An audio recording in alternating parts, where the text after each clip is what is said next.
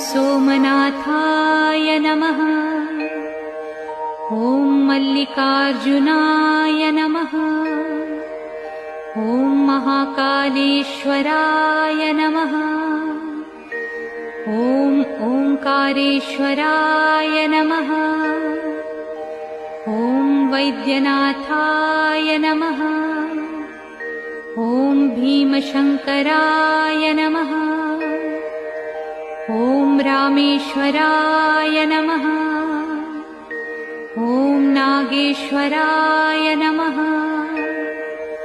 ॐ विश्वेश्वराय नमः। ॐ त्र्यंबकेश्वराय नमः। ॐ केदारेश्वराय नमः। ॐ भुस्मेश्वराय नमः।